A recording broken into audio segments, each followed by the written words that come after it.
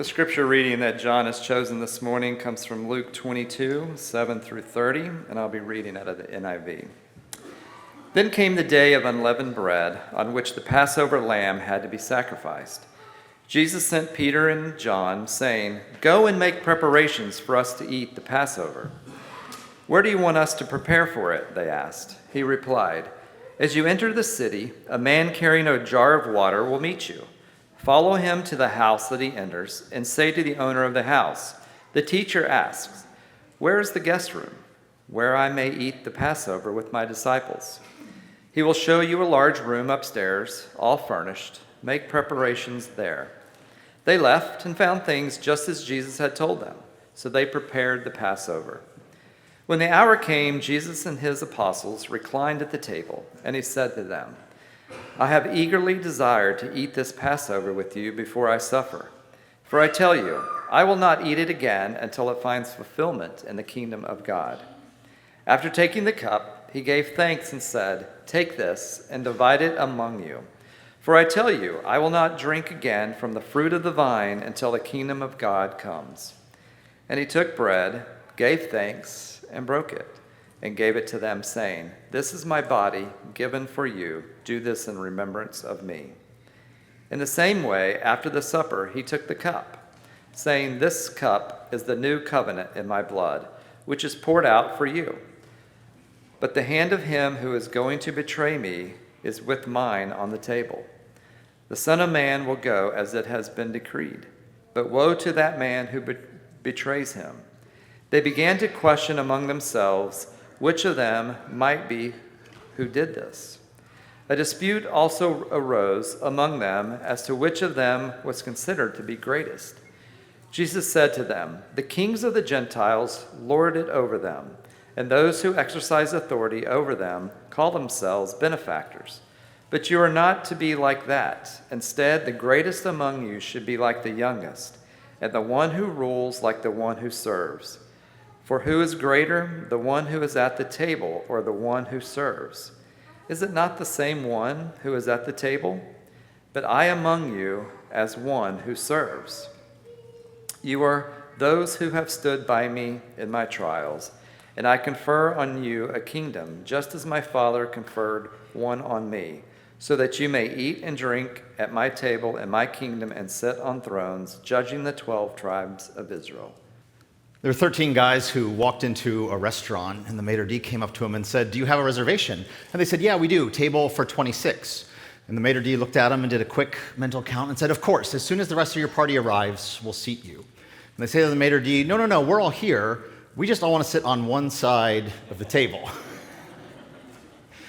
This is Leonardo da Vinci's The Last Supper, and I think that all of us can recognize that this is probably not what actually happened in the scene that was just described for us in the scriptures. There are plenty of things we could point to that are a little bit off about it. First and foremost, no one sits at a table like that. You never come to a dining room and everyone is seated on one side of the table. Second, perhaps more problematically, tables like this didn't really exist yet in Jesus' day. It's much more likely that the table was lower to the ground, and rather than sitting in chairs, they were reclining at the table.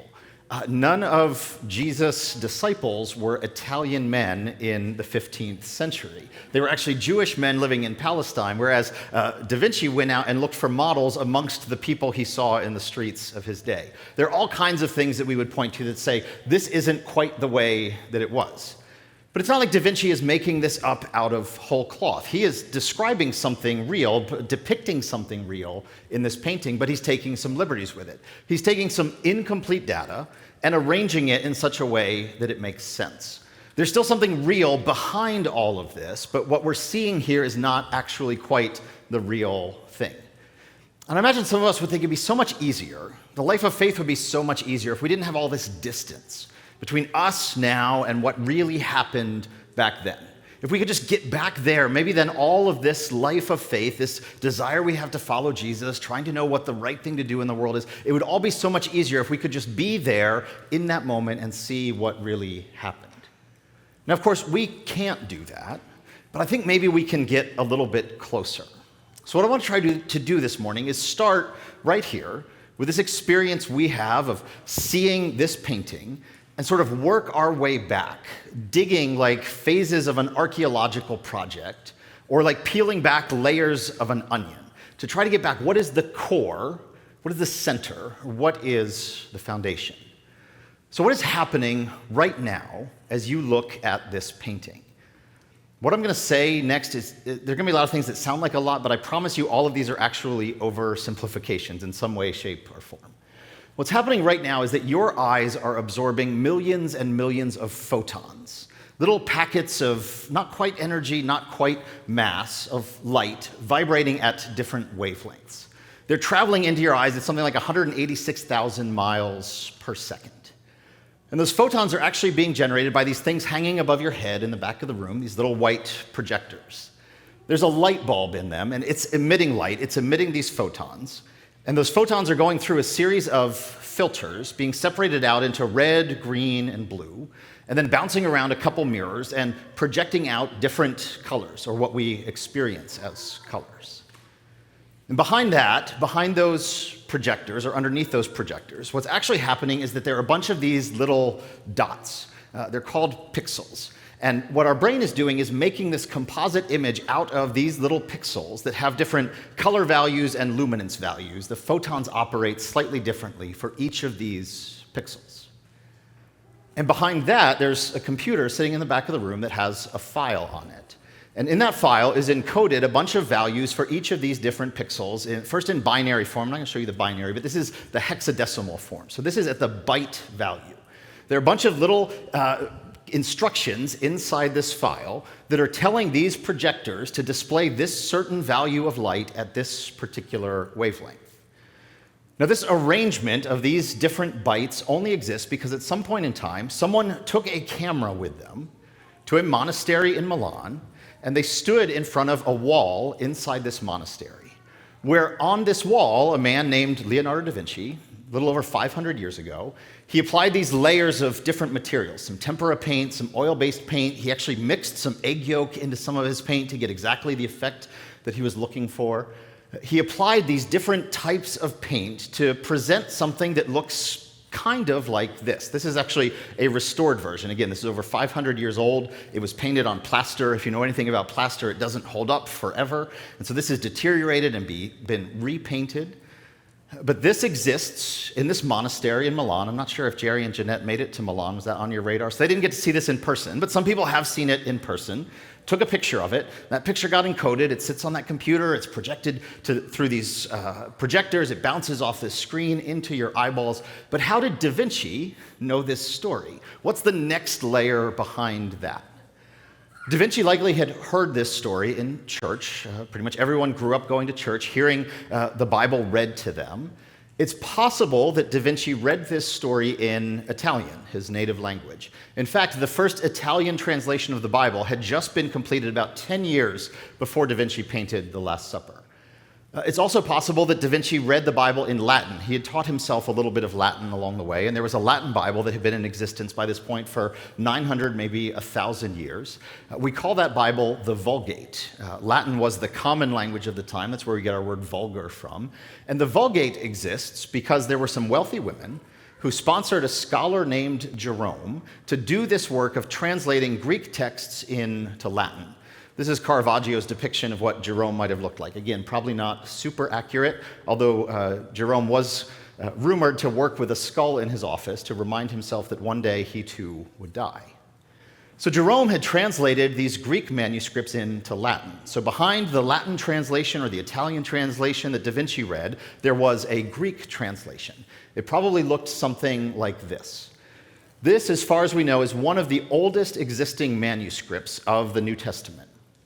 Scholars differ as to when exactly we can date this to. Most people say probably 150 to 250 years after the resurrection. And what you're looking at is actually a section of the scripture that Jerry just read for us. This is a section of this manuscript from Luke 22.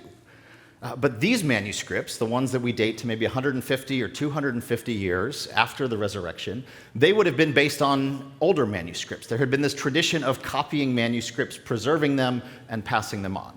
We don't have those manuscripts, as far as we know. There haven't been many manuscripts found older than this, but we know that there were manuscripts written down. So we're getting closer. We're getting closer. We've gone through an awful lot of layers from what you and I are experiencing right now, looking at a photo of the Last Supper, getting closer and closer back to the actual historical event.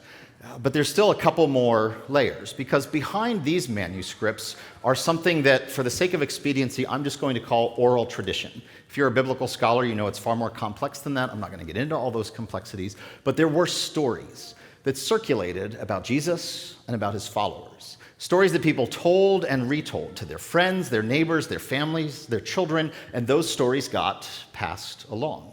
And eventually, people started compiling them in written form. We attribute these to folks like Matthew, Mark, Luke, John. Again, an awful lot of complexity that I am just glossing over. But behind that oral tradition, those stories that people told and retold about Jesus and who he was and what he did, there were actual events, real occurrences of real human beings in actual human history, things that really did happen. And it's likely that most of those oral traditions began with eyewitnesses, people that watched this happen, people that were in the room, people like Peter or James or John, who sat there around this table with Jesus.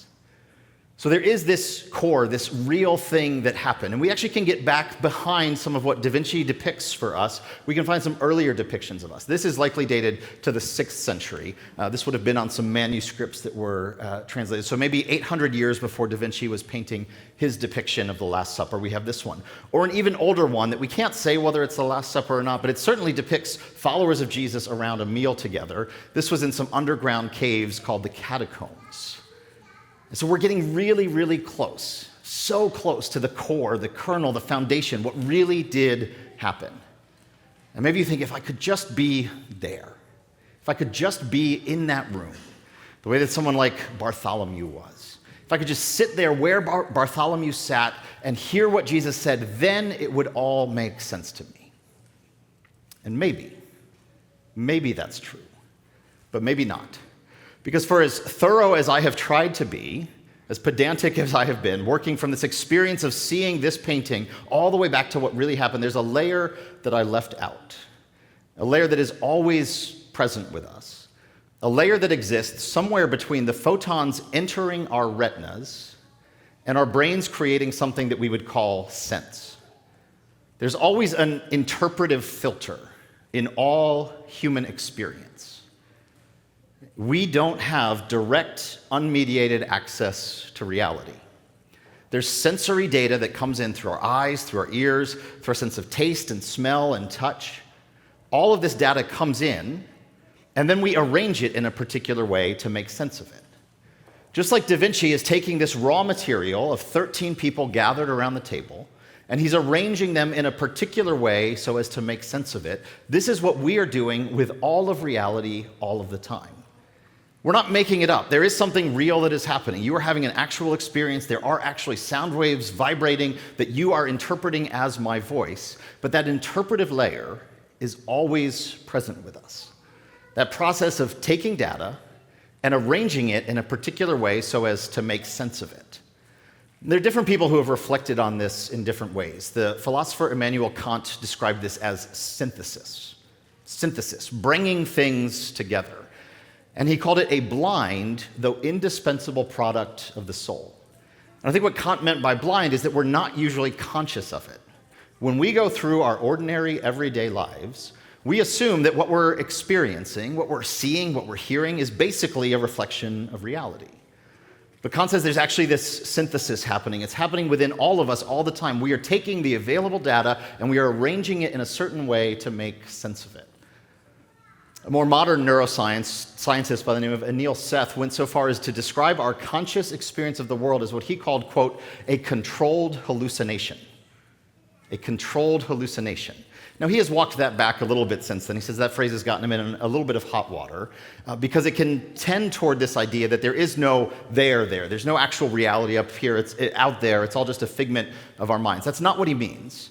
But what he means is that our brains are constantly predicting what is going to happen, predicting what we're going to see, what we're going to hear, and then responding to that, taking in what we actually experience seeing or hearing, and testing the prediction against the reality and constantly adjusting. There's this interpretive layer that exists between us and the world. The essayist Anais Nin put it this way. She writes, "We do not see things as they are. We see them as we are. We do not see things as they are. We see things as we are." Our brains arrange the available data to create a scene that makes sense to us. This has always been true.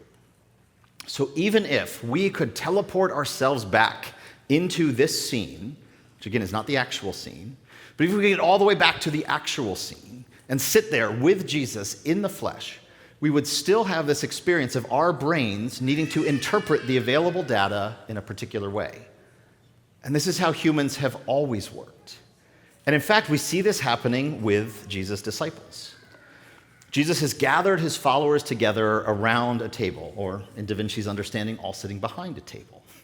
Jesus has gathered his disciples together at this table, and he's talking to them about what he's about to experience, that he is going to suffer. And then he tells them that he is present with them through this bread and through this cup. And then something interesting happens. An argument broke out among the disciples over which one of them should be regarded as the greatest. Luke's doing something interesting here. He's taking a story that other gospel writers also retell, but he's positioning it, he's situating it around this table. And the way the story goes in some of the other gospel accounts is that the actual request is that the disciples want to be made the greatest. One of them wants to sit at Jesus' right hand, and one of them wants to sit at Jesus' left hand as he comes in to his kingdom. So what are these disciples doing? They are taking the available sensory data, the words that Jesus is saying, the ministry that he's been engaged in, the healings that they've seen happen, and they are arranging it in a way that makes sense to them. And what makes sense is that Jesus has come as God's Messiah, God's anointed deliverer, who is about to liberate the people of God from their oppression. And it makes perfect sense to them within their interpretive filter that exists within their brain between the world as it is and how they make sense of it. It makes perfect sense to them that this is going to look like violent revolution. Remember, this is happening at Passover, which retells the story of God delivering the children of Israel from bondage, from slavery in Egypt, and it is a bloody affair. And what emerges on the other side of that is a leader of God's people, Moses, who needs some support, Joshua and Aaron. And so the disciples are taking what Jesus is doing, and they are making sense of it the way that they can. And their question is, who is going to be in that role? Who is going to be the greatest? Who will get to sit with Jesus as he rides in as this conquering hero and liberates people? Who's going to sit at his right hand and at his left? We look back and we sort of make fun of the disciples. At least I do. I titled this sermon, A Petty Rivalry. That these disciples were just fixated on all the wrong things. They couldn't see what Jesus was actually doing. They were so caught up in their own ego and arrogance and all these sorts of things. And maybe that's true. But it's also true because of the way that they make sense of the world. Their interpretive framework, the way that they process the available sensory data that is coming to them, results in this sort of a picture. This is what I expect Jesus to do, and it matters who's going to accompany him in that journey. Right? Who's going to have the status and the standing, because Jesus is going to play by exactly the same rules that every other conquering hero has played by. This is their expectation. And my hunch is that for most of them, it would not have been a conscious thought. They wouldn't have even realized what they were doing. It just made sense. It's like trying to explain water to a fish. It is just the world that they swam in. And it's how the world always worked and always would work. And so what I want to suggest is that so much of Jesus' ministry, so much of what Jesus was doing throughout his time with these disciples, and perhaps what Jesus continues to do, is that Jesus works to scramble, to distort, in some cases to remove and fully replace the filters that we use to make sense of the world. That interpretive process, what Kant called synthesis, the way that we take available data and we arrange it, just like Da Vinci arranged people according to a certain table setting to suit his purposes, just like we are all doing that all of the time. Jesus shows up and says, sometimes that filter leads you to some wrong conclusions. That filter makes it harder for you to observe the world as it actually is because you're imposing a view upon it that doesn't actually work, doesn't actually make sense. I wonder if in some ways we can think of Jesus as an expressionist or a modern artist. Here's an artist by the name of F.N. Souza taking this same scene, what Da Vinci depicted, the Last Supper, and just making it weird. Now look, I'm not an art critic. I cannot tell you if this is good art or not. But I can tell you that my brain processes it very, very differently than it processes Leonardo da Vinci's Last Supper. And I think this is what Jesus is doing throughout his ministry. He's taking existing realities and the filters that we impose upon them, and he's scrambling those filters. He's pushing at the edges to get people to see the world in a different way. And this is incredibly difficult work. Mostly, we are not conscious of this filter. We just assume what I see is reality. We're not conscious of it, and we're very, very attached to it. Have you ever been shown an optical illusion and your brain just can't quite make it work, and then you see it the different way, and you can't force your brain back to see the way that it used to be? It is really difficult work to change this filter that so many of us have been living behind for all of our lives. But this is what Jesus is doing. Each meal, each time Jesus brings people around the table, there's this little push, this little challenge, this little distortion, this little reversal that happens that pushes against the normal way of seeing things. I want to just very briefly highlight how Jesus is doing this in this context at this particular table. First, Jesus is using ordinary means. Jesus uses bread. Bread was the most common food for everyone in Jesus' community. In Hebrew, the word for food and the word for bread are the same word. The way that some people in the American South will use Coke to describe every variation of soda, Jesus' contemporaries would have used bread to describe every variation of food. It was not unusual, extraordinary, miraculous. It was just bread. When we come to the table, when we come to the Lord's Supper, we think the bread is somehow set apart and special, and it sort of is in some sense.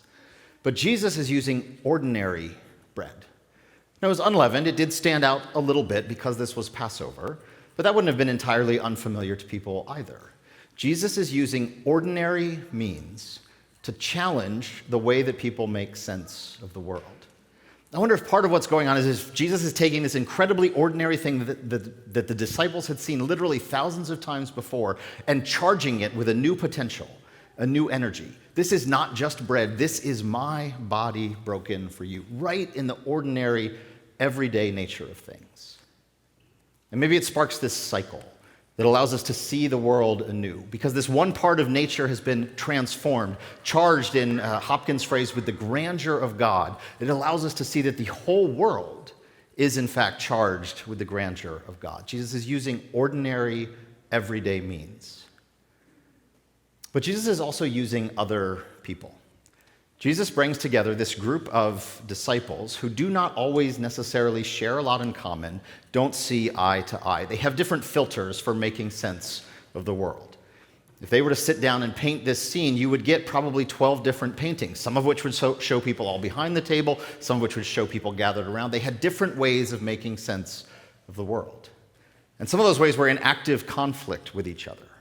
How much should we collaborate with the Romans? Should we try to assassinate them if we can? Or should we try to do their bidding and collect their taxes? Both of these filters were represented around this table.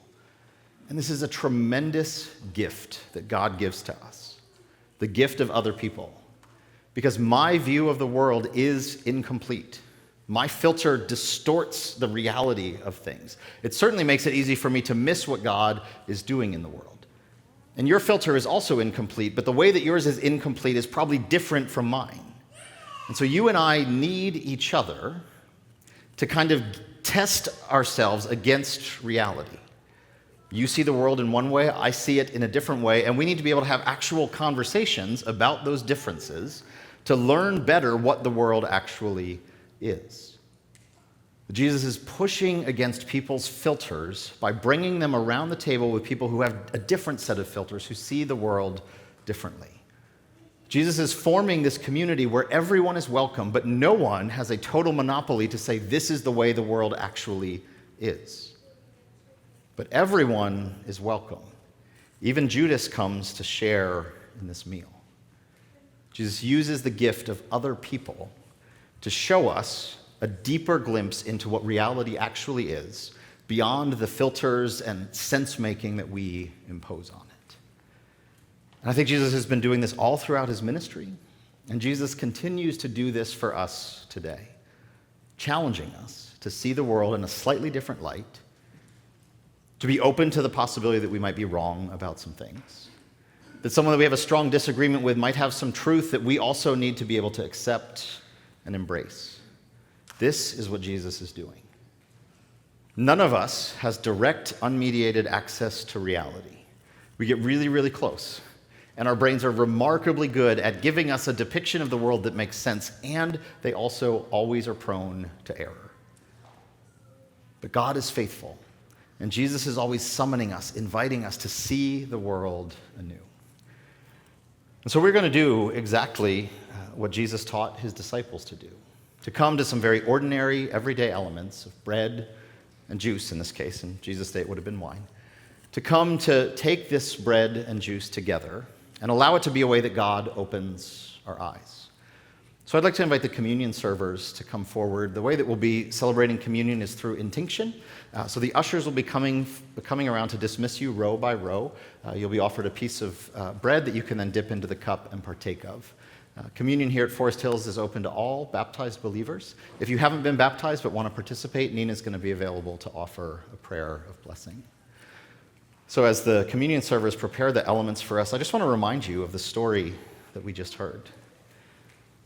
That on the night that Jesus was betrayed, he gathered his disciples together to share a meal. And he took bread, and after he had given thanks for it, he broke it. And he gave it to his disciples, saying, "Take and eat. This is my body broken for you." And in the same way, Jesus took the cup, and after he had given thanks for it, he gave it to his disciples, saying, "Take and drink this, all of you. This is my blood shed for many for the forgiveness of sins." So I'd like to invite you to come to this table. The musicians are going to come forward. We're going to be singing together as we come. I invite you to come and partake of the gifts of God for the people of God.